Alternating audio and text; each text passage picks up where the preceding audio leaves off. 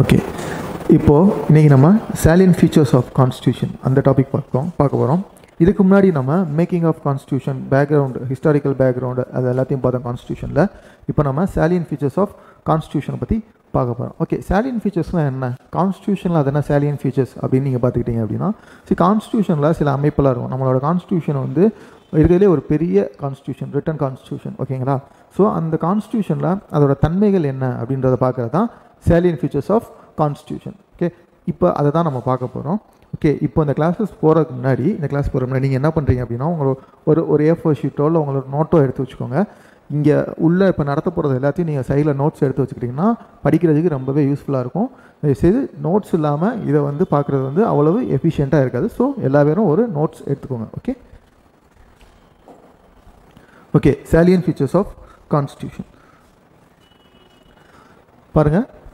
borrowed from almost every constitution of the world. நான் ஏற்கனவே சொல்லியிருக்கேன், இது வந்து இந்தியன் கான்ஸ்டியூஷன் வந்து எப்படின்னா மற்ற எல்லா கான்ஸ்டியூஷன்லேருந்து வந்து பாரோ பண்ணி சேர்க்கப்பட்டு அதோட அமைப்புகளோடு சேர்க்கப்பட்ட ஒரு கான்ஸ்டியூஷன் தான் இந்தியன் கான்ஸ்டியூஷன். ஓகே, இது வந்து ஒரு பாரோ பண்ணப்பட்ட கான்ஸ்டியூஷன். அதாவது எல்லா கண்ட்ரிலையும் இருந்த ஆல்மோஸ்ட் ஒரு 60 கண்ட்ரீஸ்லேருந்து எல்லாத்தையும் அவங்கவுங்க சின்ன சின்ன பார்ட்ஸ் எடுத்து மொத்தமாக ஒரு கான்ஸ்டியூஷனாக ஃப்ரேம் பண்ணது தான் இந்தியன் கான்ஸ்டியூஷன். ஸோ அதனால் இது என்ன பண்ணுறாங்க அப்படின்னா பாரோட் கான்ஸ்டியூஷன் அப்படின்னு சொல்கிறாங்க. Okay, in fact 47th amendment act, இல்லைங்களா, இந்த 42வது அமெண்ட்மெண்ட் ஆக்ட்னு சொல்லுவாங்க. அமெண்ட்மெண்ட் ஆக்ட் அப்படின்னா என்ன அப்படின்னா, அமெண்ட்மெண்ட்னா ஏற்கனவே இருந்த சட்டத்தை திருத்தி எழுதுறதா அமெண்ட்மெண்ட்னு சொல்லுவாங்க. ஸோ அந்த மாதிரி ஒன்றுலேருந்து அப்படியே வருஷம் 1 first amendment, second amendment, third amendment அப்படின்னு சொல்லி நிறையா வரும். ஸோ அதில் 42nd அமெண்ட்மெண்ட் ஆக்ட், ஓகே, 42வது அமெண்ட்மெண்ட் ஆக்ட் 1976. ஸோ இந்த அமெண்ட்மெண்ட் ஆக்ட் வந்து ரொம்ப முக்கியம். 42nd amendment act 1976. ஏன் அப்படின்னா இந்த அமெண்ட்மெண்ட் ஆக்டில் வந்து நிறைய சேஞ்சஸ் வந்து கொண்டு வந்தாங்க. அந்த சேஞ்சஸ் எல்லாமே ரொம்ப வந்து இம்பார்ட்டண்ட்டான சேஞ்சஸ், அதாவது கான்ஸ்டியூஷனில் ரொம்ப முக்கியமான சேஞ்சஸ் எல்லாமே இந்த 42nd அமெண்ட்மெண்ட் ஆக்டில் தான் கொண்டு வந்தாங்க. அதனாலேயே இதுக்கு என்ன பண்ணுறாங்க அப்படின்னா மினி கான்ஸ்டியூஷன் அப்படின்னு ஒரு நிக்நேம் கூட இருக்குது. ஏன்னா அவ்வளோ விஷயங்கள் திருத்தினாங்க, ஓகேங்களா. திரு இந்திரா காந்தி அம்மையார் அவர்களோட பீரியடில் வந்து இந்த கான்ஸ்டியூஷன் அமெண்ட்மெண்ட் வந்து செஞ்சாங்க. ஓகே, அடுத்து கேசவனந்த பாரதி கேஸ். நீங்கள் பார்த்தீங்க அப்படின்னா அந்த கேசவனந்த பாரதி கேஸ் 1973. கேசவனந்த பாரதி கேஸ் வந்து ரிப்பீட்டடாக வந்து நிறைய இடத்துல வந்து நீங்கள் ஃப்ரீக்வெண்ட்டாக பார்க்குற மாதிரி இருக்கும். நீங்கள் அடுத்த கான்ஸ்டியூஷன் பாலிட்டி படிக்கும்போது நீங்கள் எப்படி இருக்குன்னா ஃப்ரீக்வெண்ட்டாக வந்து இந்த கேசவனந்த பாரதி கேஸை வந்து நீங்கள் பார்க்குற மாதிரி இருக்கும். ஸோ கேசவனந்த பாரதி கேஸ் 1973 இதோட இயர் வந்து முக்கியம், பார்த்தீங்களா. ஏன் இப்போ இந்த கேசவனந்த பாரதி கேஸில் என்ன சொல்கிறாங்கன்னா ஆர்டிகல் 368, ஆர்டிகல் 368 படி என்ன சொல்கிறாங்க அப்படின்னா கான்ஸ்டியூஷனோட பேசிக் ஸ்ட்ரக்சரை வந்து அமெண்ட் பண்ண முடியாது அப்படின்னு சொல்கிறாங்க. கேசவனந்த பாரதி கேஸில் சுப்ரீம் கோர்ட் கொடுத்த தீர்ப்பு என்ன அப்படின்னா, கான்ஸ்டியூஷன் இருக்கு இல்லையா, கான்ஸ்டியூஷனோட பேசிக் ஸ்ட்ரக்சர்னு ஒன்று இருக்கும்.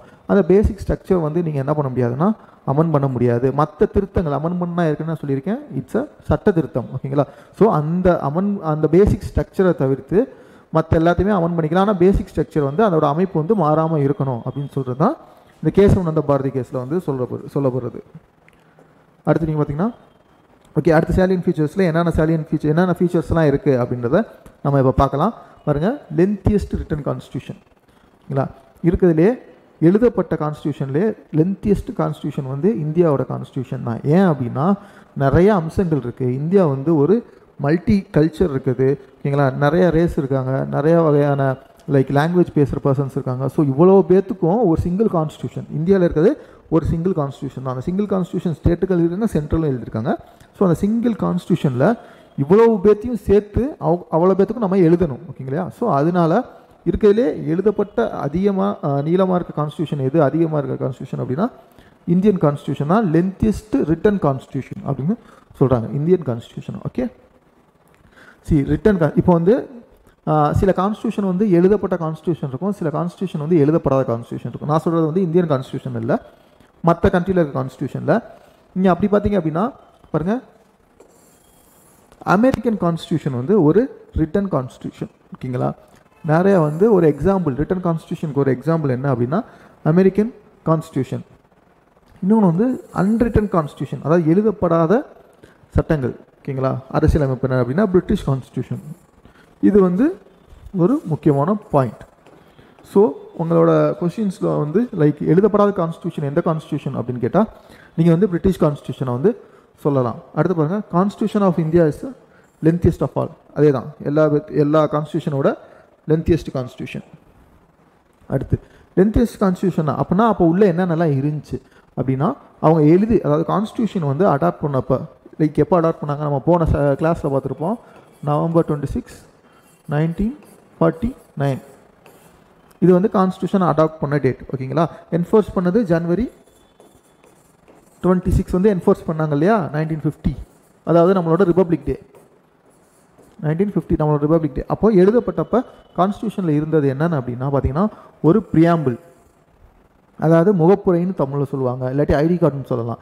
ப்ரியாம்பிள்னு ஒரு விஷயம் இருந்துச்சு, அதுக்குள்ளே செர்டன் திங்ஸ் எல்லாமே உள்ளே வச்சுருந்தாங்க. ஸோ ஒரு ப்ரியாம்பிள் இருந்துச்சு. 395 ஆர்டிகல் 395 ஆர்டிகல்ஸ் வந்து இருந்துச்சு. ஓகே. அந்த ஆர்டிகல்ஸ் வந்து 22 பகுதிகளை வந்து பிரித்தாங்க. ஓகே. 22 பகுதி அந்த ஆர்டிகல் இருக்கு இல்லையா. லைக் ஆர்டிகல்னால் என்ன அப்படின்னா ஒவ்வொரு ஆர்டிகலுக்கு ஒவ்வொரு ஃபங்க்ஷன் இருக்கும். அந்த ஃபங்க்ஷன் எல்லாத்தையும் வந்து மொத்தமாக சேர்த்து லைக் சென்ட்ரலுக்குனா ஒரு செட் ஆஃப் ஆர்டிகல்ஸ் இருக்கும், ஸ்டேட்டுக்குனா ஒரு செட் ஆஃப் ஆர்டிகல்ஸ் இருக்கும், லைக் அந்த மாதிரி லோக்கல் கவர்மெண்ட்னா அதுக்கு ஒரு ஆர்டிகல்ஸ் இருக்கும், எக்ஸிக்யூட்டிவ்னா அதுக்கு ஒரு ஆர்டிகல்ஸ் இருக்கும். ஸோ இந்த மாதிரி எல்லா ஆர்டிகல்ஸும் ஒன்றா சேர்த்து ஒவ்வொரு பார்ட்ஸாக பிரிச்சுக்கிட்டாங்க. அதுதான் இந்த பார்ட்ஸ். ஸோ இந்த ஆர்டிகல் 395 ஆர்டிக்கலை வந்து 22 பார்ட்ஸாக வந்து பிரிச்சுக்கிட்டாங்க. அதுக்கப்புறம் பார்த்தீங்கன்னா 8 ஷெட்யூல். ஓகேங்களா. 8 ஷெட்யூல்ஸ் இருந்துச்சு. ஓகேங்களா. 8னா அது ஒரு அட்டவணைன்னு சொல்லுவாங்க. அந்த 8 அட்டவணைகள் இருந்துச்சு. அதுலேயும் சில செர்டன் திங்ஸ் எல்லாமே உள்ளே வச்சுருந்தாங்க. ஸோ இங்கே நீங்கள் வந்து கவனிக்கப்பட வேண்டிய ஒரு விஷயம் என்ன அப்படின்னா லைக் ஒரு ப்ரியாம்பிள், 395 ஆர்டிகல், 8 ஷெட்யூல்ஸ், இது மூணுமே வந்து கான்ஸ்டியூஷன் ஃப்ரேம் பண்ணுறப்போ அதாவது இருந்துச்சு. அதுக்கப்புறம் அமெண்ட்மெண்ட் பண்ணி சில விஷயத்தை சேர்த்துக்கிட்டாங்க, சில விஷயத்தை வந்து எடுத்துட்டாங்க. ஓகேங்களா. இப்போ ப்ரெசன்ட்லி ஓகேங்களா 2019 படி, அதாவது உங்களோட 6th எடிஷன் லட்சுமிகாந்த் அதுபடி லைக் பார்த்தீங்கன்னா ஒரு ப்ரியாம்பிள் இருக்குது, 470 ஆர்டிகல். ஓகேங்களா. அங்கே 395 இருந்துச்சு, இப்போது 470, 25 பார்ட்ஸ் இருக்குது. இங்கே 22 இருந்துச்சு இல்லையா, இங்கே 25 பார்ட்ஸ் இருக்குது. 8 ஷெட்யூல் இருக்கு இல்லையா, இந்த 12 ஷெட்யூல். ஸோ என்னென்ன கூடி இருக்குது பார்த்தீங்க அப்படின்னா 395லேருந்து 470 மாறிடுச்சு, 22லேருந்து 25 மாறிடுச்சு. ஆப்வியஸாக இது கூடும்போது கண்டிப்பாக பார்ட்ஸும் கூடும். ஸோ வந்து 25 மாறிடுச்சு. 12 ஷெட்யூல், 8 ஷெட்யூல் தான் இருந்துச்சு, இங்கே 12 ஷெட்யூல் இருந்துச்சு. ஸோ இதெல்லாம் எப்படி பண்ணுவாங்க அப்படின்னு கேட்டால் நான் சொன்னேன் இல்லை அமெண்ட்மெண்ட், அந்த மாதிரி அமெண்ட்மெண்ட் மூலமாக தான் கான்ஸ்டியூஷனை வந்து திரும்ப வந்து சீர்திருத்தம் பண்ணி எக்ஸ்ட்ரா அந்த மாதிரி ஆட் பண்ணியிருப்பாங்க. அந்த மாதிரி அமெண்ட்மெண்ட்லாம் நம்ம வர கிளாஸில் வந்து அடுத்து ஃபாலோ பண்ணிக்கலாம். ஓகேங்களா. லென்த்தஸ்ட் கான்ஸ்டியூஷன் நம்ம போயிட்டு இல்லையா. ஸோ லென்த்தஸ்ட் கான்ஸ்டியூஷன் வந்து இந்த கான்ஸ்டியூஷன் எதை பேஸ் பண்ணி வந்து ஃப்ரேம் பண்ணியிருக்காங்க அப்படின்னு பார்த்தீங்கன்னா பாருங்க இந்தியாவோட ஜாகிரபிக்கல் ஃபேக்டர். ஓகேங்களா. ஒவ்வொரு ஏரியாவில் ஒவ்வொரு மாதிரி இருக்கும். லைக் ஹில்லி ஏரியா இருக்குது, பிளாட்டிவ் இருக்குது, கோஸ்டல் இருக்குது. எல்லா இடத்துலையுமே ஒரே மாதிரி சட்டங்கள் வந்து அமைக்க முடியாது. ஸோ அதனால் இந்தியா வந்து மல்டி ஜாகிரபிக்கல் ஃபேக்டர்ஸ் இருக்க ஒரு கண்ட்ரி. ஸோ அது எல்லாத்துக்கும் சேர்த்த மாதிரி ஒரே விஷயமா பண்ண முடியாது. அதனால் அதுக்கேற்ற மாதிரி மாறி மாறி பண்ணியிருப்பாங்க. ஓகேங்களா. ஸோ அது எல்லாத்தையும் மைண்டில் வச்சு கான்ஸ்டியூஷன் வந்து ஃப்ரேம் பண்ணியிருப்பாங்க. அடுத்து ஹிஸ்டாரிக்கல் ஃபேக்டர்ஸ். நம்ம வந்து நம்மளோட ஹிஸ்டாரிக்கல் ஃபேக்டர் வந்து அவ்வளோ ஈஸியாக வந்து வரல, நிறைய விஷயங்களை தாண்டி வந்திருக்கோம். லைக் ஃப்ரீடமுக்கு முன்னாடியும் சரி, ஃப்ரீடம்ஸுகள் அதாவது பிரிட்டிஷ் வர்றதுக்கு முன்னாடியும் சரி, பிரிட்டிஷோட பீரியட்லேயும் சரி.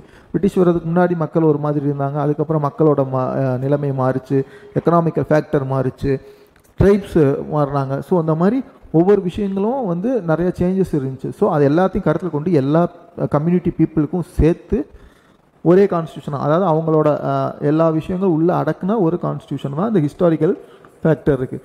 நீங்கள் பார்த்தீங்க அப்படின்னா நம்மளுக்கும் ட்ரைப்ஸுக்கும் வந்து ஒரே கான்ஸ்டியூஷன் வந்து இருக்கா அப்படின்னு கேட்டால் ஆமாம் இல்லை அப்படின்லாம் கிடையாது. அவங்களுக்கு வேறு இருக்குது, நமக்கு வேறு இருக்குது. ட்ரைப்ஸுக்குன்னு சொல்லி தனியாகவே ஒரு சில கான்ஸ்டியூஷன் எல்லாமே இருக்குது. ஸோ அப்போனா என்ன அப்படின்னா ட்ரைப்ஸ்ன்றது ஒரு கம்யூனிட்டி பீப்புள், நம்ம வந்து ஒரு கம்யூனிட்டி பீப்புள் அப்படின்னா ஸோ ட்ரைப்ஸ் இருக்காங்க அப்படின்னா லைக் வந்து ட்ரைப்ஸ்க்கு வந்து அவங்களுக்குன்னு தனியாக ஸ்பெஷல் கேர் இருக்குது, அவங்களோட உடைமைகளை பாதுகாக்கணும், அவங்களோட எக்கனாமிக்கல் இன்ட்ரெஸ்ட்டை பாதுகாக்கணும் அப்படின்னு சொல்லி தனியாக சட்டங்கள் இருக்குது. ஓகேங்களா. ஸோ அவங்களும் ரொம்ப முக்கியமான ஒரு அங்கம்தான் நாட்டோட, அதனால் அவங்களுக்கும் சில சட்டங்கள்லாம் இருக்குது. ஸோ அதெல்லாமே இந்த ஹிஸ்டாரிக்கல் ஃபேக்டரில் தான் வரும். ஓகே. அடுத்து வந்து சிங்கிள் கான்ஸ்டியூஷன். நீங்கள் பார்த்தீங்க அப்படின்னா சிங்கிள் கான்ஸ்டியூஷன் என்ன, சிங்கிள் கான்ஸ்டியூஷன் அப்படின்னா எல்லாத்துக்கும் சேர்த்து ஒரே கான்ஸ்டியூஷன், அதாவது இவங்களுக்கு தனியாக ஒரு கான்ஸ்டியூஷன், அவங்களுக்கு தனியாக ஒரு கான்ஸ்டியூஷன். இப்போ நீங்கள் யூஎஸ் மாதிரி கண்ட்ரி, யூஎஸ்ஏ மாதிரி கண்ட்ரி எல்லாம் எடுத்துக்கிட்டிங்க அப்படின்னா 2 கான்ஸ்டியூஷன் இருக்கும். அதாவது ஸ்டேட்டுக்கு ஒரு கான்ஸ்டியூஷன் இருக்கும், அங்கே இருக்க மாகாணங்களுக்கு கண்ட்ரிக்கு ஒரு கான்ஸ்டியூஷன் இருக்கும், ஸ்டேட்டுக்கு ஒரு கான்ஸ்டியூஷன் இருக்கும். ஓகேங்களா. இப்போ வந்து நம்மள வந்து யூனியன் ஸ்டேட்டுன்னு இருக்கு இல்லையா, அங்கே யூஎஸ்ஏல வந்து சென்ட்ரல் ப்ராவின்சஸ்ன்னு இருக்கும் இல்லையா. ஸோ அவங்களுக்கு சென்ட்ரலுக்கு ஒரு தனியாக ஒரு கான்ஸ்டியூஷன் இருக்கும், ப்ராவின்சஸ்க்கு தனியாக ஒரு கான்ஸ்டியூஷன் இருக்கும். ஆனால் நம்ம இதில் அப்படி கிடையாது, ரெண்டு பேத்துக்கும் சேர்த்து ஒரே கான்ஸ்டியூஷனை வந்து எழுதிட்டாங்க. ஆனால் அவங்களுக்குள்ள உள்ளே இருக்க அந்த ஃபேக்டர்ஸ் எல்லாமே உள்ளே ஆட் பண்ணியிருப்பாங்க, பட் சிங்கிள் கான்ஸ்டியூஷன் தான். அதை தான் அவங்க சொல்கிறாங்க. இதே யூஎஸ்ஏ நான் சொன்னேன் இல்லையா, அவங்களுக்கு வந்து டியூவல் கான்ஸ்டியூஷன் இருக்கும், ரெண்டு கான்ஸ்டியூஷன் இருக்கும், ஈவன் ரெண்டு சிட்டிசன்ஷிப் கூட வச்சுருப்பாங்க அவங்க. ஓகேங்களா.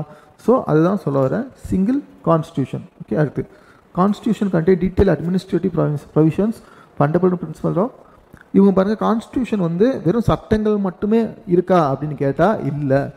இந்த மாதிரி கொஸ்டின்ஸ் வந்து நீங்கள் வந்து புரிஞ்சுக்கணும். இதுக்கு முன்னாடி பார்த்ததுலாம் நம்ம டேட்டா, பட் இப்போ பார்த்துக்கணும் நீங்கள் புரிஞ்சுக்கணும். ஏன் அப்படின்னா இந்த மாதிரி கொஸ்டின்ஸ் வந்து லைக் வந்து அசஸ் அண்ட் ரீசன் கொஸ்டின் வந்து யூபிஎஸ்சியில் வந்து கேட்குறதுக்கு வாய்ப்பு இருக்குது. ஓகேங்களா. ஸோ வந்து பாருங்கள், constitution contain detailed administrative provisions, அதாவது நிர்வாகம் பண்ணுறதுக்கான சட்டத்தையும் முறைகளையும் அவங்க என்ன பண்ணியிருக்காங்கன்னா எழுதியிருக்காங்க. ப்ளஸ் வந்து ஃபண்டமெண்டல் பிரின்சிபல் ஆஃப் கவர்னன்ஸ், அதாவது கவர்னன்ஸோட ஃபண்டமெண்டல் பிரின்சிபல்ஸும் அங்கே என்ன இருக்குது அப்படின்னா ஒரு ஒரு ஒரு அரசு வந்து எப்படி வந்து நிர்வாகம் பண்ணணும்.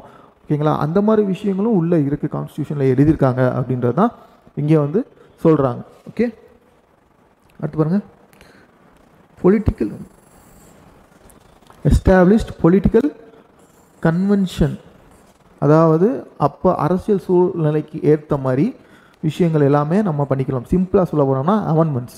ஓகேங்களா. அப்போ இருக்க அரசியல் சூழ்நிலை பொலிட்டிக்கல் கன்வென்ஷன்ஸ்க்கு ஏற்ற மாதிரி நம்ம வந்து பார்த்துக்கலாம். இப்போ வந்து லைக் சுச்சுவேஷன் ஒவ்வொரு மாதிரி ஒவ்வொரு டைமில் ஒவ்வொரு மாதிரி இருக்குது. அந்த மாதிரி டைமில் என்ன பண்ணணும் அப்படின்னா லைக் அமெண்ட்மெண்ட் அப்படின்ற ஒரு விஷயம் இருக்கனால நம்ம என்ன பண்ணணும்னா அந்த பொலிட்டிக்கல் சுச்சுவேஷனை வச்சோ இல்லை லைக் வந்து ஒரு ஆர்டினன்ஸ் இப்போ பண்ணலாம், பிரசிடென்ட் பண்ணலாம், இல்லாட்டி ஒரு ஒரு லைக் என்ன சொல்கிறது எமர்ஜென்சி வந்து ப்ரொக்ளைம் பண்ணலாம். ஸோ இதெல்லாம் பொலிட்டிக்கல் கன்வீனியன்ஸ்னு சொல்லுவாங்க. ஸோ அந்த மாதிரி விஷயங்கள் எல்லாமே என்ன பண்ணலாம் அப்படின்னா லைக் வந்து இங்கே வந்து பண்ணலாம் அப்படின்றது தான் இங்கே சொல்கிறாங்க. அடுத்து லென்த்தியஸ்ட் கான்ஸ்டியூஷன் பார்த்துட்டோம். இப்போ அடுத்து என்ன பண்ணோம்னா ட்ரான் ஃப்ரம் வேரியஸ் சோர்சஸ், அதாவது மற்ற இடத்துக்கள்ல இருந்தெல்லாம் இவங்க வந்து எங்கெங்கே இருந்தெல்லாம் லைக் கான்ஸ்டியூஷனை வந்து எடுத்திருக்காங்க. அதாவது இந்தியாவோட கான்ஸ்டியூஷன் வந்து நான் ஏற்கனவே சொன்ன மாதிரி நிறைய கண்ட்ரிலேருந்து எடுத்திருப்பாங்க. ஸோ அதை தான் சொல்கிறாங்க ட்ரான் ஃப்ரம் வேரியஸ் சோர்சஸ் அப்படின்னு சொல்லி. வேரியஸ் சோர்சஸ்ன்றது வந்து கண்ட்ரிஸ் தான் இங்கே சொல்கிறாங்க. பாருங்கள், அம்பேத்கர் என்ன சொல்கிறாங்க அப்படின்னா ரேன்சேக்கிங் ஆஃப் ஆல் நோன் கான்ஸ்டியூஷன், எல்லா கான்ஸ்டியூஷனோட ரேன்சேக்கிங் அப்படின்னு யார் சொல்லியிருக்காங்க அப்படின்னா அம்பேத்கர்.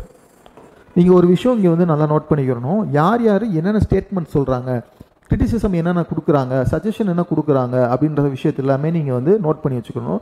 ஏன் அப்படின்னா அந்த விஷயமெல்லாம் லைக் யூபிஎஸ்சி மட்டும் இல்லாமல் ஸ்டேட் கவர்மெண்ட் எக்ஸாம்ஸ்லேயும் வந்து அது எல்லாமே அந்த கொஸ்டின்ஸ் எல்லாமே அப்பியர் ஆகும். So okay. ஸோ அம்பேத்கர் என்ன சொல்கிறாங்க அப்படின்னா ரேன்சேக்கிங் ஆஃப் ஆல் நோன் கான்ஸ்டியூஷன் அப்படின்னு சொல்கிறாங்க. ஓகேங்களா. நீங்கள் வந்து இதை வந்து கீவேர்டாக வச்சுக்கோங்க. இது வந்து இவர் மட்டும் தான் சொல்லியிருப்பாங்க. ஸோ ஓகே, அதை வந்து கீவேர்டாக வச்சுக்கோங்க. அடுத்து பாருங்கள், ஸ்ட்ரக்சரல் பார்ட். இப்போ கான்ஸ்டியூஷன் எடுத்துக்கிட்டிங்கன்னா 3 பார்ட்ஸ் இருக்கும். Structural part, philosophical part, political part அப்படின்னு ஒரு 3 பகுதிகள் இருக்கும். ஓகேங்களா. ஒரு பேசிக்காக ஒரு கிளாசிஃபிகேஷன். ஓகே. அந்த ஸ்ட்ரக்சரல் பார்ட் வந்து லைக் எங்கேருந்து எடுத்து பார்த்தீங்கன்னா கவர்மெண்ட் ஆஃப் இந்தியா ஆக்ட் 1935, அதாவது GOI ஆக்ட்னு சொல்லுவாங்க. Government of India act 1935. ஓகேங்களா.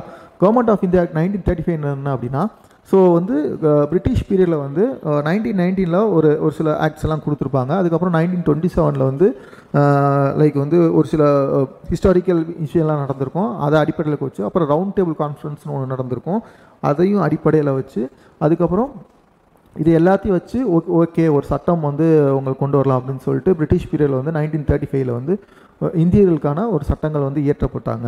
யார்? British government. ஓகேங்களா. பிரிட்டிஷ் கவர்மெண்ட் இந்திய மக்களுக்கு 1935 ஒரு சில சட்டங்கள்லாம் கொண்டு வந்தாங்க. அதான் கவர்மெண்ட் ஆஃப் இந்தியா ஆக்ட் 1935. அந்த சட்டத்தை வந்து என்ன அப்படின்னா அந்த சட்டத்தின் அடிப்படையில் தான் என்ன பண்ணியிருக்காங்க அப்படின்னா structural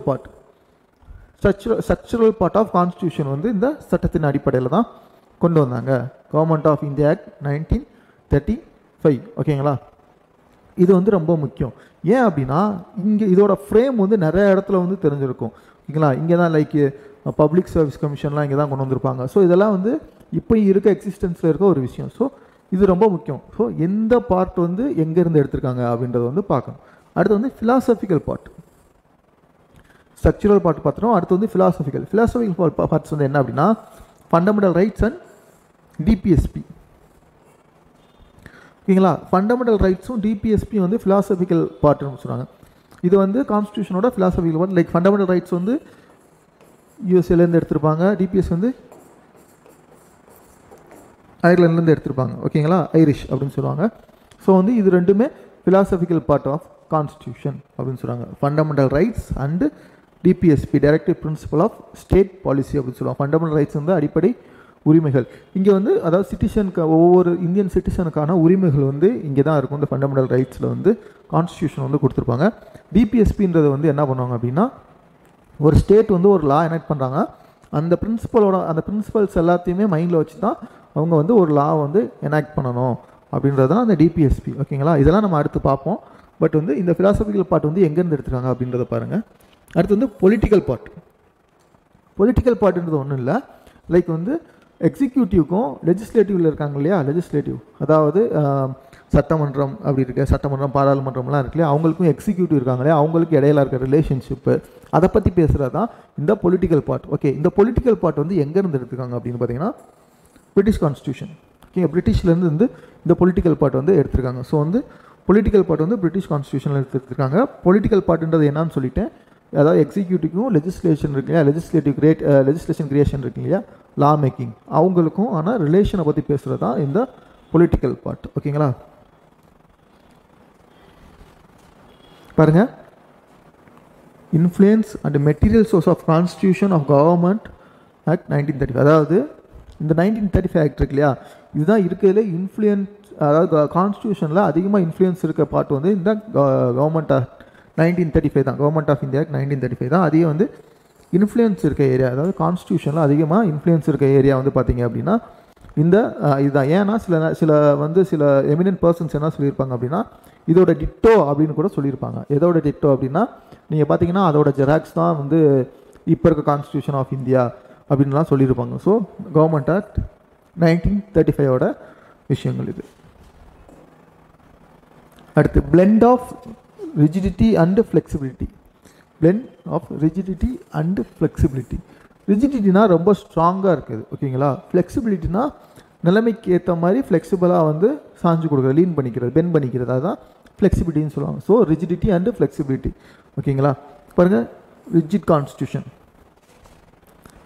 special procedure for amendment. ஓகேங்களா, ஸ்பெஷல் ப்ரொசீஜர் ஃபார் அமெண்ட்மெண்ட் அப்படின்னா என்ன அப்படின்னா, அமெண்ட்மெண்ட் பண்ணுறதுக்கு, அதாவது சட்டத்தை திருத்துறதுக்கு ஸ்பெஷல் ப்ரொசீஜர்ஸ் வந்து இருக்கணும்.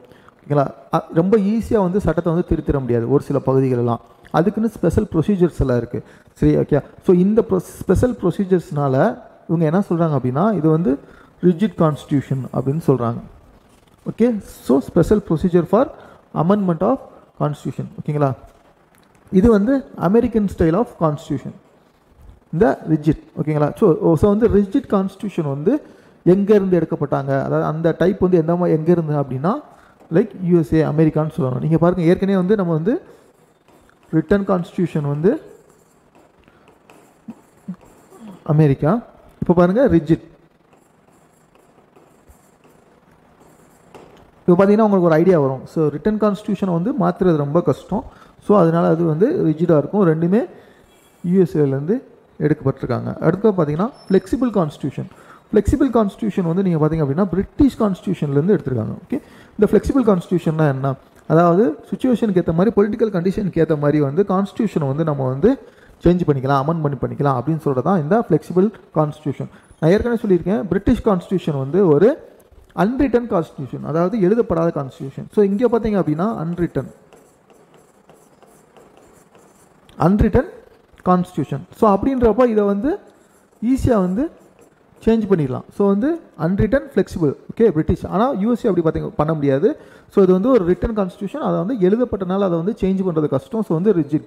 ஸோ அப்போ இந்தியன் கான்ஸ்டியூஷன் எப்படின்னு பார்த்தீங்கன்னா போத் ரிஜிடும் ஃப்ளெக்சிபிளும் சேர்ந்து இருக்கும். ஓகேங்களா, ஒரு சில பகுதியெல்லாம் ரொம்ப வந்து மாற்ற முடியாது, இன்னொரு சில பகுதிகள் எல்லாமே அமெண்ட்மெண்ட் மூலமாக மாற்றலாம். ஓகே, யார் அப்போ மாற்ற போகிற அமெண்ட்மெண்ட் மூலமாக அப்படின்னு பார்த்தீங்க அப்படின்னா ஒன்றும் கிடையாது, பார்லிமெண்ட்டில் இருக்காங்க இல்லையா லா மேக்கர்ஸ், அதாவது லெஜிஸ்லேட்டிவ், அந்த எம்பிஸ் தான் வந்து மாற்றுவாங்க. ஓகேங்களா, அதாவது பில் பாஸ் பண்ணி இந்த கான்ஸ்டியூஷனை வந்து மாற்றலாம் அப்படின்னு சொல்லுவாங்க. அதை வந்து என்ன சொல்லுவாங்க அப்படின்னா கான்ஸ்டியூஷனல் அமெண்ட்மெண்ட் ஆக்ட் அப்படின்னு சொல்லுவாங்க. அதாவது சட்டம் வந்து திருத்தப்படுறதுக்காக கான்ஸ்டியூஷனல் அமெண்ட்மெண்ட் சொல்லுவாங்க. அமெண்ட்மெண்ட்ன்ற திருத்தம், கான்ஸ்டியூஷன் தெரியும் உங்களுக்கு. ஸோ கான்ஸ்டியூஷனல் அமெண்ட்மெண்ட் தான் அந்த சட்டத்தை திருத்துறதுக்கான ஒரு விஷயம்.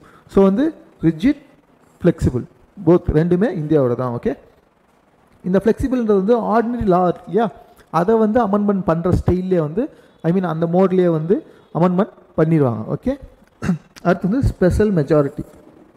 இந்த அமெண்ட்மெண்ட் இருக்கு இல்லையா, அந்த 2 type. Special majority of parliament, that is special மெஜாரிட்டினா என்ன அப்படின்னா, பார்லிமெண்ட்டில் இருக்காங்க இல்லையா, அதில் வந்து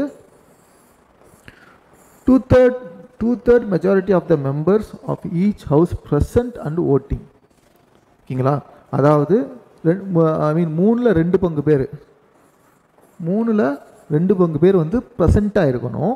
ஓகேங்களா, பார்லிமெண்ட் ப்ரெசண்ட் ஆகி அதில் பாதிக்கு பேரை majority of total membership of each house, அதாவது பாதிக்கு மேலே வந்து அந்த ஓட்டு வந்து அவங்களோட அசன்ட் வந்து கிடச்சிருக்கணும். அப்படின்னா தான் அது வந்து இந்த ஸ்பெஷல் மெஜாரிட்டி அப்படின்னு சொல்கிறாங்க. அதாவது திருப்பி சொல்கிறேன், பார்லிமெண்ட்டுன்னு நிறைய இருக்குது. அதில் வந்து சரி இப்போ நீங்கள் எடுத்துக்கிட்டீங்க அப்படின்னா, ஒரு எக்ஸாம்பிளுக்கு ஒரு 300 மெம்பர்ஸ் இருக்காங்க அப்படின்னு எடுத்துக்கிட்டிங்க அப்படின்னா, அந்த 300 மெம்பர்ஸில் வந்து 200 மெம்பர்ஸ் வந்து ப்ரெசண்ட்டாக இருக்கணும்.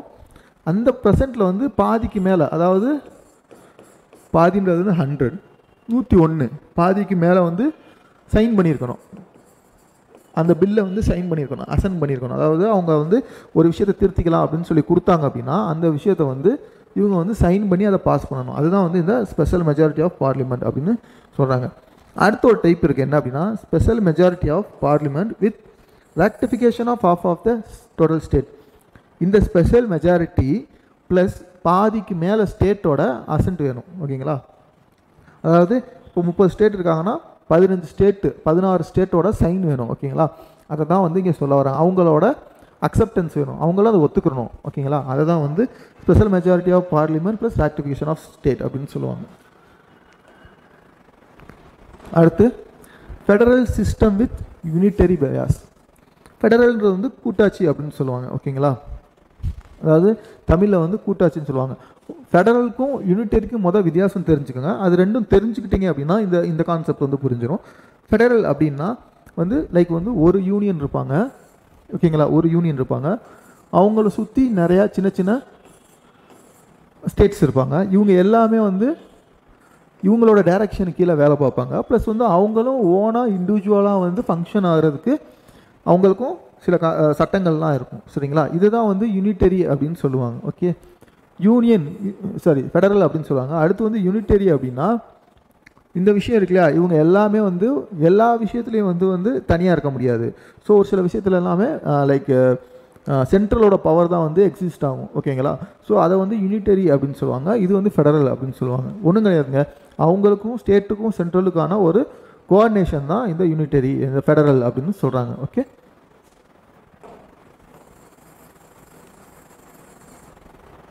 இதை கூட்டாட்சின்னு சொல்லுவாங்க. கூட்டாக சேர்த்து ஆட்சி செய்தல், கூட்டாட்சி அப்படின்னு சொல்கிறாங்க. ஓகே, அடுத்து constitution of India and large number of unitary and federal features. அதாவது அதிகபட்சமாக யூனிட்டரி மற்றும் ஃபெடரல் கூட்டாட்சி முறைகள் வந்து இந்தியன் கான்ஸ்டியூஷனில் வந்து நிலவுது அப்படின்னு சொல்கிறாங்க. இந்த டேர்ம் ஃபெடரேஷன் பாருங்கள், ஆர்டிகல் 1 ஃபஸ்ட்டு ஆர்டிகல் என்ன சொல்லுது அப்படின்னா, federation is not the result of an agreement by state. அதாவது ஃபெடரேஷன் வந்து ஸ்டேட்டோட அக்ரிமெண்ட் கிடையாது.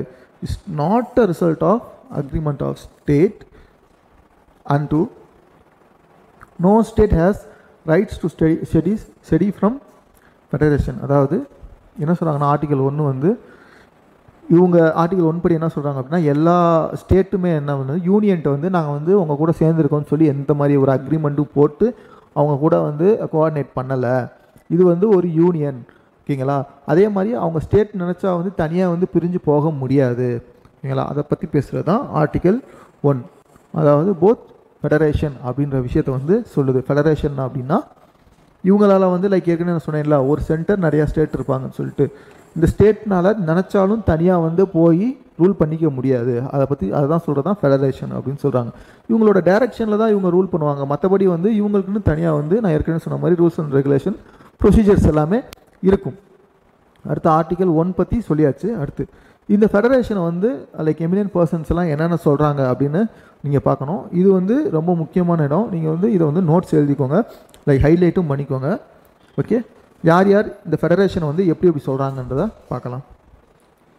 ஒன்று வந்து குவாஷி ஃபெடரல், கேசி வேர். இது வந்து கொஸ்டின்ஸ் வந்து ரிப்பீட்டடாக கேட்குற இடம். கேசி வேர்ன்றது எமினன்ட் ஒரு பொலிட்டிக்கல் பர்சன் ஓகேங்களா. அவங்க வந்து இந்த ஃபெடரேஷன் வந்து குவாஷி ஃபெடரேஷன் அப்படின்னு சொல்கிறாங்க. ஓகே, அடுத்து வந்து பார்கெனிங் ஃபெடரலிசம், மோரிஸ் ஜோன்ஸ்ங்களா. மோரிஸ் ஜோன்ஸ் வந்து என்ன சொல்கிறாங்க அப்படின்னா, இது வந்து ஒரு பார்கெனிங் ஃபெடரலிசம். இது வந்து நம்ம ஸ்டூடெண்ட்ஸ்க்கு எல்லா பேத்துக்குமே தெரியும் ஓகேங்களா. இந்த விஷயங்கள் வந்து எப்படி வந்து கீவேர்டு வச்சு படிக்கிறோம் அப்படின்னு சொல்லிட்டு நம்ம கிளாஸ்லேயே வந்து சொல்லி கொடுத்துருப்பாங்க. ஸோ வந்து நீங்கள் என்ன பண்ணுங்கன்னா, நீங்கள் உங்களோட தனியாக உங்களோட ஷார்ட்கட்ஸ் அந்த மாதிரி ஒரு நிமோனிக்ஸ் மாதிரி போட்டு நீங்கள் என்ன பண்ணுங்கள் அப்படின்னா இதை வந்து ஞாபகம் வச்சுக்கோங்க. நான் வந்து நம்ம ஸ்டூடெண்ட்ஸ்க்கு வந்து சொல்ல தேவையில்லை. ஓகே, அடுத்து கோஆப்ரேட்டிவ் ஃபெடரலிசம். கோஆப்ரேட்டிவ் ஃபெடரலிசம் யார் சொன்னால் கிரான்வில் ஆஸ்டின் அப்படின்றது கோஆப்ரேட்டிவ் ஃபெடரலிசம். அடுத்தது federation with centralising tendency. Federation with centralising டெண்டன்சின்னு சொன்னவர் யாருன்னா ஐவர் ஜெனிங்ஸ் ஓகேங்களா. ஸோ இது இம்பார்ட்டண்டான ஒரு area. Quasi federalism, bargaining federalism, cooperative federalism, federation with centralising tendency. Sir இதெல்லாம் என்ன சார் அப்படின்னா இந்தியன் ஃபெடரலிசம் இருக்கு இல்லையா, ஃபெடரேஷன் ஓகேங்களா. இந்த ஃபெடரல் சிஸ்டம் வந்து யாரெல்லாம் எப்படி கமெண்ட் பண்ணுறாங்க அப்படின்னு சொல்கிறது தான், இவங்களோட கிரிட்டிசிசம் தான் இந்த விஷயம் ஓகேங்களா. மற்றபடி ஒன்றும் இல்லை. ஓகே, அடுத்து நீங்கள் பார்த்தீங்கன்னா parliamentary form of government. Parliamentary form of government Indian system வந்து கண்டிப்பாக ஒரு பார்லிமெண்ட்ரி ஃபார்ம் ஆஃப் கவர்மெண்ட். ஏன் பார்லிமெண்ட்டு நம்மகிட்ட இருக்குன்றது தெரியும் உங்களுக்கு. ஸோ வந்து அந்த பார்லிமெண்ட்ரி சிஸ்டம்னா என்ன சிஸ்டம், எங்கேருந்து எடுத்திருக்காங்க அப்படின்றது தான் நம்ம பார்க்க போகிறோம். ஸோ பார்லிமெண்ட்ரி வந்து பாருங்கள், British parliamentary system of government ஓகேங்களா. இந்தியா ஃபாலோ பண்ணுற பார்லிமெண்ட்ரி சிஸ்டம் வந்து பிரிட்டிஷ் பார்லிமெண்ட்ரி சிஸ்டம். ஸோ நல்லா ஞாபகம் வச்சுக்கோங்க. நீங்கள் அடுத்து வந்து நீங்கள் சோர்ஸஸ், அதாவது எங்கெங்கேருந்துலாம் எடுத்திருக்கோம் அப்படின்ற நீங்கள் விஷயம் நீங்கள் பார்க்கும்போது உங்களுக்கு வந்து தெரியும் பார்லிமெண்ட்ன்ற சிஸ்டம், பார்லிமெண்ட் சிஸ்டம் வந்து எங்கேருந்து எடுத்திருக்காங்க, லைக் வந்து ஜுடிஷியல் சிஸ்டம் வந்து எங்கேருந்துலாம் எடுத்திருக்காங்க அப்படின்றது நீங்கள் பார்ப்பீங்க. ஸோ இங்கே வந்து பார்லிமெண்ட்ரி சிஸ்டம் வந்து பிரிட்டிஷ்லேருந்து எடுப்பாங்க. ஓகே, ஸோ பிரிட்டிஷ் சிஸ்டத்தை நம்ம வந்து ஃபாலோ பண்ணுறோம். Cooperation and coordination between the legislative and executive organs. அதாவது கோஆப்ரேஷன் கோஆர்டினேஷன் பிட்வீன் யாருக்கு இருக்கும் அப்படின்னா லெஜிஸ்லேட்டிவ்க்கும் எக்ஸிக்யூட்டிவ்க்கும். அதாவது லெஜிஸ்லேட்டிவ்க்கும் எக்ஸிக்யூட்டிவ்ன்றது என்ன அப்படின்னா லாவை வந்து எக்ஸிக்யூட் பண்ணுறவங்க, லெஜிஸ்லேட்டிவ்ன்றவங்க லாவை வந்து மேக் பண்ணுறவங்க. இவங்க ரெண்டு பேர்த்துக்கும் இடையிலான ஒரு ரிலேஷன், ஒரு கோஆர்டினேஷன் ஓகேங்களா. அதை வந்து பார்லிமெண்ட்ரி சிஸ்டம் வந்து சொல்லுது. எங்கேருந்து எடுத்திருக்காங்க, பிரிட்டிஷ்லேருந்து எடுத்திருக்காங்க. Okay, so coordination between legislative and executive organs ஓகேங்களா. It's also known as Westminster model of government. Okay, Westminster model of கவர்மெண்ட்ன்றது வந்து என்ன அப்படின்னா இந்தியனோட பார்லிமெண்ட்ரி சிஸ்டம் ஓகேங்களா. இந்த வெஸ்ட்மினிஸ்டர்ன்றது வந்து ஒன்றும் இல்லை, பிரிட்டிஷில் இருக்க ஒரு பகுதி, ஒரு முக்கியமான இடம்னு சொல்லுவாங்க. ஸோ அந்த மினிஸ்ட்ரி டைப் தான் நம்மளோட மினிஸ்ட்ரி டைப், அதாவது பார்லிமெண்ட்டில் இருக்க சிஸ்டம் அப்படின்னு சொல்கிறாங்க. So Westminster model of government தான் நம்மளோட பார்லிமெண்ட்ரி டைப் ஓகேங்களா. அடுத்து futures of parliamentary government in India. Indian கவர்மெண்ட்டில் பார்லிமெண்ட்ரி சிஸ்டமோட ஃபியூச்சர்ஸ், என்னென்ன ஃபியூச்சர்ஸ்லாம் இருக்குன்றதை இப்போ பார்க்கலாம். நீங்கள் பாருங்கள், presence of nominal and real executive. Nominal எக்ஸிக்யூட்டிவும் இருப்பாங்க, ரியல் எக்ஸிக்யூட்டிவும் இருப்பாங்க ஓகேங்களா பார்லிமெண்ட்டில். What is mean by nominal and what is mean by real? Nominal எக்ஸிக்யூட்டிவ்ன்றது ஒன்றும் இல்லை, நாமினேட் பண்ணுறவங்க ஓகேங்களா. ரியல் எக்ஸிக்யூட்டிவ் அதாவது நீங்கள் எப்படி சொல்கிறது அப்படின்னா லைக் ரியல் எக்ஸிக்யூட்டிவ் எல்லாரும் மேக்ஸிமம் யாராக இருப்பாங்க அப்படின்னு பார்த்தீங்கன்னா டேரெக்டாக பீப்புளால் எலெக்ட் பண்ணுறவங்களா இருப்பாங்க ஓகே. ஸோ ரியல் எக்ஸிக்யூட்டிவ்ஸ்லாம் லைக் மினிஸ்டர்ஸ், கவுன்சில் ஆஃப் மினிஸ்டர்ஸ்னு சொல்லுவாங்க, அதாவது மினிஸ்டரோட கவுன்சில். அப்புறம் வந்து நம்மளோட ஸ்டேட்டில் லைக் எம்எல்ஏ, இவங்க எல்லாமே வந்து ரியல் எக்ஸிக்யூட்டிவ்ஸ் அப்படின்னு சொல்லுவாங்க. ஏன்னா அவங்க வந்து பீப்புள்ஸ்ட டேரெக்டாக வந்து சிஸ்டம் வந்து எக்ஸிக்யூட் பண்ணுறவங்க. லைக் நாமினல் நீங்கள் பார்த்தீங்க அப்படின்னா அதாவது கவர்மெண்ட்டோட ஹெட் எல்லாமே நாமினல் ஹெட்னு சொல்லுவாங்க ஓகேங்களா, நாமினல் எக்ஸிக்யூட்டிவ்னு சொல்லுவாங்க. லைக் பிரசிடென்ட், கவர்னர், இவங்கெல்லாம் வந்து டேரெக்டாக வந்து பீப்புள்கிட்ட வந்து பவர் எக்ஸிக்யூட் பண்ண மாட்டாங்க. இவங்கெல்லாம் அந்த கவர்மெண்ட்டோட ஹெட்டாக இருப்பாங்க, ஐ மீன் அந்த ஸ்டேட்டோட ஹெட்டாக இருப்பாங்க. இப்போ நீங்கள் ஸ்டேட்டோட நாமினல் ஹெட் யாருன்னு பார்த்தீங்க அப்படின்னா, இல்லாட்டி நாமினல் எக்ஸிக்யூட்டிவ் யாருன்னு பார்த்தீங்க அப்படின்னா கவர்னர். இதே நேஷனோடது வந்து பிரசிடென்ட் அப்படின்னு சொல்லுவாங்க. சிம்பிளாக ஞாபகம் வச்சுக்கிறது அப்படின்னா ரியல் எக்ஸிக்யூட்டிவ்லாம் யாராக இருப்பாங்க அப்படின்னா பவர்ஸ் வந்து அதிகமாக அவங்கள்ட்ட தான் இருக்கும், அவங்க தான் எக்ஸிக்யூட் பண்ணுவாங்க, பீப்புள்கிட்ட டேரெக்டாக அவங்க தான் வந்து ரீச் பண்ணுவாங்க. அவங்கள வந்து என்ன சொல்கிறாங்க அப்படின்னா ரியல் எக்ஸிக்யூட்டிவ் அப்படின்னு சொல்கிறாங்க. ஓகேங்களா. Majority party rule. ஓகேங்களா. மெஜாரிட்டி பார்ட்டி இப்போ நம்மளோட கவர்மெண்ட் இருக்கு இல்லையா, நம்மளோட கவர்மெண்ட்டை வந்து எப்படி வந்து ஃபார்ம் ஆகுது அப்படின்னா, எந்த பார்ட்டி வந்து மெஜாரிட்டியாக இருக்காங்களோ பார்லிமெண்ட்லேயோ இல்லாட்டி ஸ்டேட்டில் இருக்க ஸ்டேட் லெஜிஸ்லேச்சர்லையோ, ஓகேங்களா, எந்த பார்ட்டி வந்து மெஜாரிட்டியாக இருக்காங்களோ அந்த பார்ட்டியோட ரூல் தான் நடக்கும். ஓகேங்களா. அதுதான் சொல்ல வராங்க மெஜாரிட்டி பார்ட்டி. ஓகேங்களா. இப்போ ஸ்டேட்டில் வந்து ஏடிஎம்கேவோ டிஎம்கேவோ இல்லை மற்ற ஒரு கட்சிகளோ இருந்தாங்க அப்படின்னா, ஸோ எந்த பார்ட்டி வந்து மெஜாரிட்டியாக வந்து ஸ்டேட் லெஜிஸ்லேஷனில் வந்து இருக்காங்களோ அந்த மெஜாரிட்டி பார்ட்டி தான் என்ன பண்ணுவாங்க அப்படின்னா ரூல் பண்ணுவாங்க, அந்த தமிழ்நாடு கவர்மெண்ட் வந்து ரூல் பண்ணுவாங்க. அதுதான் சொல்ல வராங்க மெஜாரிட்டி பார்ட்டி. ஓகேங்களா. கீழே இருக்க அதே சிஸ்டம் தான், ஸ்டேட்டில் இருக்க அதே சிஸ்டம் தான் பார்லிமெண்ட்லேயும் இருக்குது. ஸோ அதே மாதிரி தான் பார்லிமெண்ட்டில் எந்த கட்சியோட எம்பிஸ் வந்து அதிகமாக இருக்காங்களோ லோக்சபாவில், அதாவது பார்லிமெண்ட்டில் 2 அவைகள் இருக்கும், ஒன்று வந்து லோக்சபா இன்னொன்று வந்து ராஜ்யசபா. அந்த மாதிரி லோக்சபாவில் டைரெக்டாக எலெக்ஷன் நடக்கக்கூடிய இடம் அந்த இடம். ஸோ பீப்புளால் டைரெக்டாக எலெக்டட் ரெப்ரசன்டேட்டிவ் போகிற இடம். அங்கே வந்து எந்த கட்சி வந்து அதிகமாக வந்து மெம்பர்ஸ் எம்பிஸ் வச்சுருக்காங்களோ, மெம்பர் ஆஃப் பார்லிமெண்ட் வச்சுருக்காங்களோ அவங்க தான் வந்து ரூலிங் பார்ட்டி அப்படின்னு சொல்கிறது தான் இது. அடுத்து collective responsibility of executive to legislator. Collective ரெஸ்பான்சிபிலிட்டின்ற வார்த்தை வந்து அடிக்கடி வரும். ஓகேங்களா. இதை யார் இங்கே சொல்கிறாங்க அப்படின்னா கவுன்சில் ஆஃப் மினிஸ்டர்ஸ்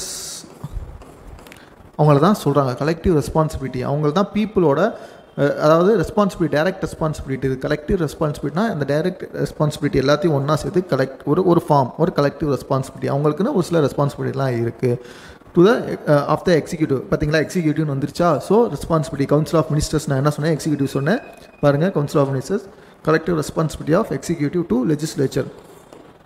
ஓகேங்களா. அடுத்து பாருங்கள் membership of ministers in legislature. Ministers நம்ம எலெக்ட் பண்ணுற யாருக்காவது ஒருத்தவங்களுக்கு தான் அந்த மினிஸ்ட்ரி கொடுப்பாங்க. ஓகேங்களா. அந்த மெம்பர்ஷிப் தான் இவங்க சொல்கிறாங்க. அதாவது பார்லிமெண்ட்டில் அந்த மினிஸ்டர் மெம்பர்ஷிப் இருக்குது அப்படின்ற ஒரு விஷயத்தை வந்து சொல்கிறாங்க. அடுத்து leadership of prime minister or chief minister. அதாவது இப்போ நம்ம எலெக்ட் பண்ணி அனுப்புகிறோம் இல்லையா, அந்த மெம்பர்ஸ்லாம் எந்த பார்ட்டியில் இருக்காங்கன்னு தெரிஞ்சுக்கணும். அந்த பார்ட்டியோட இப்போது மெஜாரிட்டி பார்ட்டி வந்து ரூல் பண்ணுவாங்க. அந்த மெஜாரிட்டி பார்ட்டிக்கு ஒரு தலைவர் இருப்பாங்க இல்லையா, அந்த தலைவர் வந்து லைக் வந்து சென்ட்ரலில் இருந்தால் அவங்க வந்து பிரைம் மினிஸ்டர், ஸ்டேட்டில் இருந்தால் சீஃப் மினிஸ்டர். அதாவது இப்போ ஏடிஎம்கே வந்து மெஜாரிட்டியாக இருக்காங்க, இல்லை டிஎம்கே வந்து மெஜாரிட்டியாக இருக்காங்க அப்படின்னா, இப்போ டிஎம்கேவோட தலைவர் யாராக இருப்பாங்களோ அவங்கள வந்து தான் என்ன பண்ணுவாங்க அப்படின்னா சீஃப் மினிஸ்டராக கொண்டு வருவாங்க. அதே மாதிரி மேலே வந்து பிஜேபியோ காங்கிரஸோ இருக்காங்க, இல்லை இதர கட்சிகள் இருக்காங்கன்னா அந்த இதர கட்சியோட தலைவர்கள் யாராவது இருப்பாங்க இல்லையா, அந்த கட்சியோட தலைவர் அந்த பார்ட்டியோட மெஜாரிட்டி பார்ட்டியோட ஹெட்டை தான் என்ன பண்ணுவாங்க அப்படின்னா அந்த கவர்மெண்ட்டோட ஹெட்டாக கொண்டு வருவாங்க. ஸோ அவங்க வந்து பிரைம் மினிஸ்டர், கீழே ஸ்டேட்ஸில் வந்து சீஃப் மினிஸ்டர்ஸ் அப்படின்னு சொல்கிறாங்க. Dissolution of lower house. அதாவது பீப்புள்ஸ் யார் டைரெக்டாக தேர்ந்தெடுக்கிறாங்க அப்படின்னு பார்த்தீங்கன்னா லோக்சபா ஹவுஸ், அதை வந்து லோயர் ஹவுஸ் அப்படின்னு சொல்லுவாங்க. லோக்சபான்னு சொல்லுவாங்க, இல்லாட்டி லோயர் ஹவுஸ் அப்படின்னு சொல்லுவாங்க. லோக்சபா ஆர் லோயர் ஹவுஸ் அவங்கள தான் என்ன பண்ணுவாங்க அப்படின்னா பீப்புள் வந்து டைரெக்டாக வந்து தேர்ந்தெடுப்பாங்க. ஸோ இந்த லோயர் ஹவுஸ் மெம்பர்ஸை வந்து என்ன பண்ணுவாங்க அப்படின்னா, அதாவது கான்ஃபிடன்ஸ் இல்லை அப்படின்னா நோ கான்ஃபிடன்ஸ் மோஷன் அப்படின்னு சொல்லுவாங்க. அந்த மோஷனை வந்து பாஸ் பண்ணி என்ன பண்ணுவாங்கன்னா டிசால்வ் பண்ணுவாங்க, கலைச்சிருவாங்க. அப்படி கலைச்சாங்க அப்படின்னா மறுபடியும் எலெக்ஷன் கொண்டு வரணும். ஸோ ஓகே, அப்படி யார் கலைப்பாங்க அப்படின்றதெல்லாம் நம்ம பின்னாடி பார்க்கலாம், எப்படி அந்த முறைகள் அப்படின்றதெல்லாம் நம்ம லேட்டர் பார்க்கலாம். ஸோ இந்த மாதிரி டிசால்விங் ஆஃப் லோயர் ஹவுஸ் அப்படின்ற ஒரு சிஸ்டம் வந்து இங்கே இருக்குது அப்படின்னு சொல்ல வராங்க. அதாவது பார்லிமெண்ட்டை வந்து பார்லிமெண்ட்டில் இருக்க லோக்சபா, ஓகேங்களா, கீழவை இல்லாட்டி மக்களவைன்னு சொல்லுவாங்க, இந்த அவையை வந்து கலைக்கலாம் அப்படின்னு சொல்கிறது தான் இந்த வந்து dissolution of lower house. Okay. அடுத்து பார்லிமெண்ட்ரி ஃபார்ம் ஆஃப் கவர்மெண்ட்டோட கண்டினியூஷன் பண்ணுங்க. Indian state has an elected head republic, while the British state have an hereditary head monarchy. அதாவது இந்தியன் ஸ்டேட் இல்லையா, இந்தியன் ஸ்டேட் நீங்கள் சொல்ல வர்றது எதை சொல்கிறாங்க அப்படின்னா கண்ட்ரி தான் சொல்கிறாங்க. கண்ட்ரி இல்லாட்டி நம்ம கீழே இருக்க ஸ்டேட்டை கூட சொல்லலாம். ஓகே, இங்கே வந்து என்னென்னா எலெக்டட் ஹெட் தான் இருப்பாங்க. அதாவது இப்போ வந்து நம்ம லோக்சபாவில் நான் ஏற்கனவே சொன்ன மாதிரி பீப்புள்ஸ் வந்து தேர்ந்தெடுக்கிற எம்பிஸ் எல்லாமே எங்கே போவாங்க, லோக்சபா இருப்பாங்க. அந்த லோக்சபாவோட மெஜாரிட்டியாக இருக்க பார்ட்டியோட தலைவர் தான் வந்து பிரைம் மினிஸ்டராக இருப்பாங்கன்னு சொன்னீங்களா. ஸோ வந்து அப்போ அந்த பிரைம் மினிஸ்டர் யார், head of the government. So prime minister தான் ஹெட் ஆஃப் த கவர்மெண்ட்.